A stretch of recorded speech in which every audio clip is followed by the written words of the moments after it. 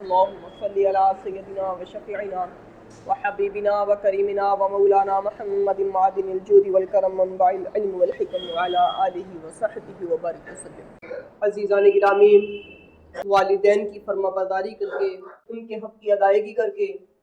انسان بڑے بڑے مرتبوں پر فائز ہو جاتا ہے۔ ملک یمن میں ایک جگہ تھی قرن، وہاں پر ایک بڑے ہی مشہور عاشق رسول رہا کرتے تھے، جن کو آج ساری دنیا اویس قرنی رضی اللہ تعالیٰ عنہ کے نام سے جانتی ہے۔ ان کے دل میں آقا علیہ الصلوۃ والسلام کی بڑی محبت تھی، اور ان کا دور بھی وہی دور تھا جس وقت آقا علیہ الصلوۃ والسلام اس دنیا میں جلوہ بار تھے۔ بار بار ان کی خواہش ہوتی کہ آقا علیہ الصلوۃ والسلام کے دیدار کے لیے جائیں، لیکن جب بھی آقا علیہ الصلوۃ والسلام کی بارگاہ میں جانے کا ارادہ کرتے، اپنی والدہ محترمہ کو دیکھتے، ان کو ان کی خدمت کی ضرورت ہوتی تھی تو سفر کا ارادہ چھوڑ دیا کرتے تھے۔ جب بھی جانے کا قصد کرتے، جب بھی جانے کا ارادہ کرتے، کبھی ایسا ہوتا کہ پورا عزم کر لیتے کہ اس مرتبہ آقا علیہ الصلوۃ والسلام کی بارگاہ میں پہنچنا ہے، آقا علیہ الصلوۃ والسلام کی زیارت کا شرف حاصل کرنا ہے، لیکن جب جانے کا ارادہ کرتے، والدہ غم زدہ ہو جاتی، رنجیدہ ہو جاتی کہ بیٹا چلا جائے گا تو میری خدمت کون کرے گا۔ اس چیز کو دیکھ کر پھر اپنے سفر کے ارادے کو ترک کر دیا کرتے تھے۔ اسی کشمکش میں اور اسی عشق و محبت میں تھے کہ ایک مرتبہ یہ جانتا خبر بھی پہنچ گئی کہ آقا علیہ الصلوۃ والسلام اس دنیا سے پردہ فرما چکے ہیں۔ اللہ اکبر! ادھر تو یہ عاشق رسول ہیں کہ آقا علیہ الصلوۃ والسلام کے دیدار کے لیے تڑپ رہے ہیں، آقا علیہ الصلوۃ والسلام کی عشق و محبت میں ہیں، دوسری طرف آقا علیہ الصلوۃ والسلام کی اپنے عشاق کے لیے کیسی عنایتیں اور کیسی نوازشیں تھیں۔ ایک مرتبہ آقا علیہ الصلوۃ والسلام نے حضرت عمر فاروق رضی اللہ تعالیٰ عنہ سے فرمایا کہ جب تم کو اویس قرنی سے جب تمہاری ملاقات ہو تو اس سے اپنے لیے دعائیں مغفرت کرا لینا۔ اللہ اکبر! حضرت عمر بن خطاب رضی اللہ تعالیٰ عنہ جو خلیفۃ المسلمین ہیں، امیر المؤمنین ہیں، صحابی رسول ہیں، صحابہ اکرام میں بھی جن کا مرتبہ دوسرے مقام پر ہے، ان سے آقا علیہ الصلوۃ والسلام مخاطب ہو کر فرما رہے ہیں جب تمہاری ملاقات اویس قرنی سے ہو تو اس سے جا کر اپنے لیے دعائیں مغفرت کرا لینا۔ اللہ اکبر! یہ مقام و مرتبہ حضرت اویس قرنی رضی اللہ تعالیٰ عنہ کا ہے۔ ایک مرتبہ آقا علیہ الصلوۃ والسلام نے حضرت عمر بن خطاب رضی اللہ تعالیٰ عنہ ہی سے مخاطب ہو کر فرمایا کہ ایک بندہ ہے جو قرن کے مقام پر رہتا ہے، اس کا حال یہ ہے کہ اگر وہ اللہ رب العالمین پر قسم کھا لے تو اللہ رب العالمین اس کی قسم کو پورا فرماتا ہے۔ یعنی اگر وہ قسم کھا کر کہہ دے کل بارش ہوگی تو اللہ رب العالمین اس کی قسم کو پورا کرنے کے لیے بارش برسا دے گا۔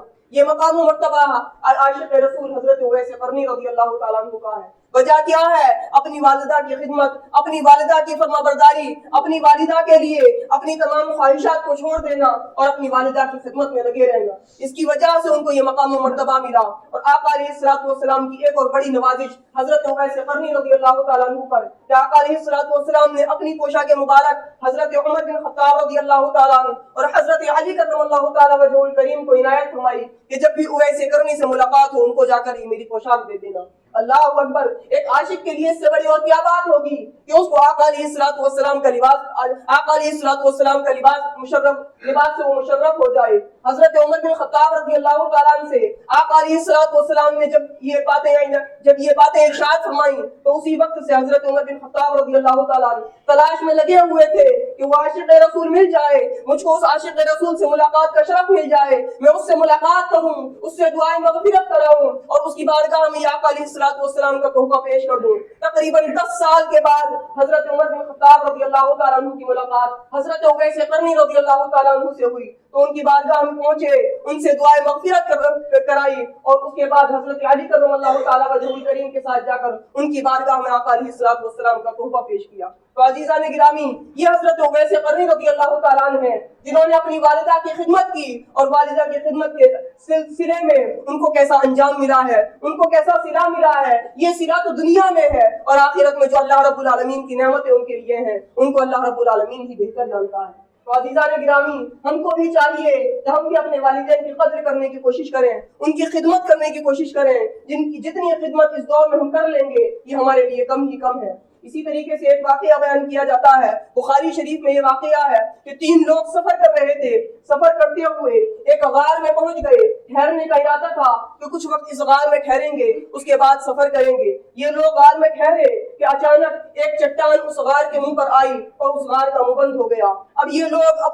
اس بیابان میں، اس جنگل میں موجود ہیں، چٹان اتنی بھاری ہے کہ تینوں لوگ مل کر بھی اس چٹان کو ہٹا نہیں پا رہے۔ اب تینوں مایوس ہو چکے ہیں، کسی بھی طریقے سے نجات کی راہ نظر نہیں آ رہی، ایک غار میں بند ہے اور اس غار کا منہ بھی بند ہو چکا ہے، گویا سامنے موت نظر آ رہی ہے۔ اس وقت تینوں نے ارادہ کیا کہ اپنی اپنی نیکیوں کو یاد کرو اور اپنی اپنی نیکیاں یاد کر کے اللہ رب العالمین کی بارگاہ میں دعا کرو، امید ہے اللہ رب العالمین کوئی نہ کوئی نجات کی راہ نکال دے گا۔ اس میں سب سے پہلے بندے نے جو دعا کی تھی، وہ دعا جو سب سے پہلے بندے نے جو اللہ کی بارگاہ میں اپنی نیکی پیش کی تھی، وہ نیکی یہ تھی، اس نے بارگاہ الہی میں عرض کیا، مولا عز و جل، میں جنگل جایا کرتا تھا، لکڑیاں جمع کرنے کے بعد ان کو بیچ کر دودھ لایا کرتا تھا، اور اس دودھ کو سب سے پہلے میں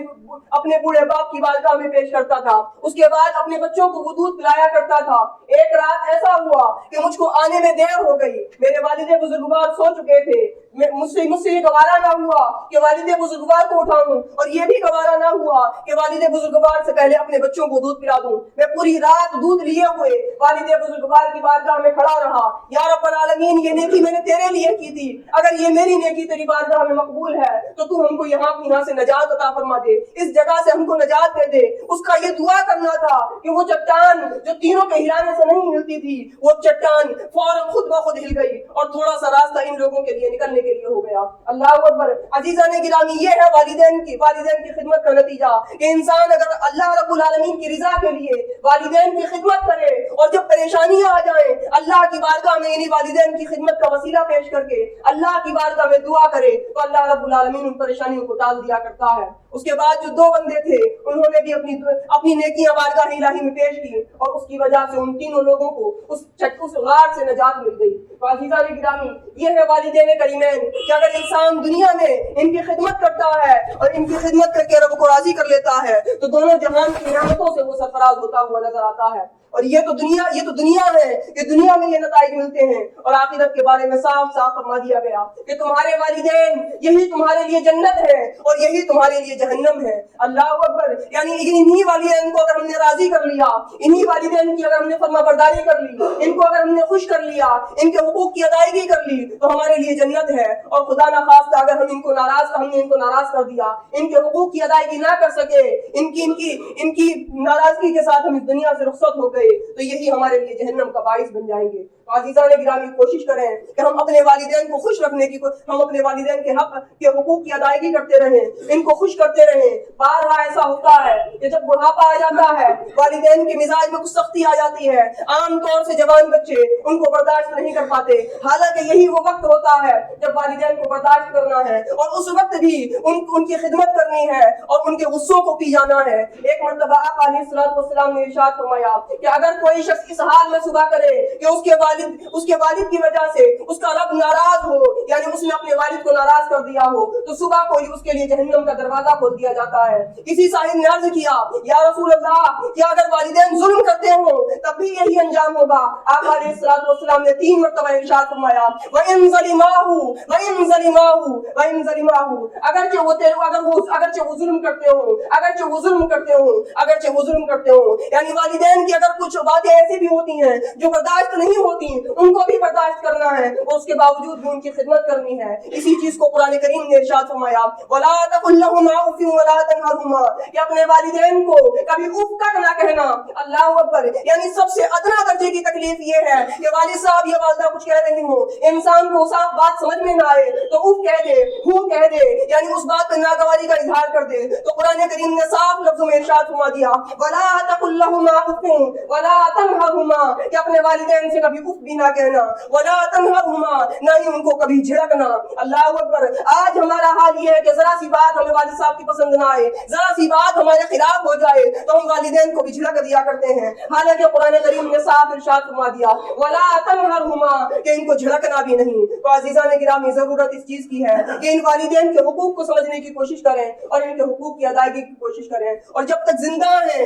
ان کو اپنے لیے غنیمت سمجھیں، ان کی خدمت کرتے رہیں، اور جن کے والدین اس دنیا سے رخصت ہو چکے ہیں تو ایسا نہیں کہ والدین کے رخصت ہونے کے بعد ان کے حقوق ختم ہو جاتے ہیں، ان کے رخصت ہونے کے باوجود بھی ان کے حقوق باقی رہتے ہیں، اور ان کے حقوق کی ادائیگی یہ بچوں کے اوپر لازم ہوتی ہے۔ سب سے پہلا حق جو والدین کے رخصت ہونے کے بعد ہوتا ہے وہ والدین کی تجہیز و تکفین ہے، کہ والدین کی درست طریقے سے ان کے جنازے کا انتظام کیا جائے، ان کی نماز کا انتظام کیا جائے، ان کے قبر و دفن کا انتظام کیا جائے، ان کے غسل کا انتظام کیا جائے۔ لیکن افسوس یہ ہے کہ آج ہمارا حال یہ ہے کہ والد صاحب کی نماز جنازہ ہو رہی ہوتی ہے، ہم کسی عالم کو فون کر کے تو بول دیتے ہیں کہ ہمارے والد صاحب کا نماز جنازہ پڑھا دینا، خود کا حال یہ ہوتا ہے کہ پیچھے کھڑے ہو کر دیکھ رہے ہوتے ہیں۔ افسوس آج ہمارا حال یہ ہے کہ والد صاحب ہمارے سامنے سے رخصت ہو رہے ہیں اور ہم سے اتنا نہیں ہو رہا کہ والد صاحب کی نماز جنازہ میں بھی ہم شریک ہو سکیں۔ عزیزان گرامی، یہ والدین کا اہم حق ہے کہ والدین جب دنیا سے رخصت ہو جائیں تو ان کی نماز پڑھی جائے، ان کی تجہیز و تکفین کا انتظام کیا جائے، ان کے قبر و دفن کا انتظام کیا جائے، اور اس کے بعد ان کے لیے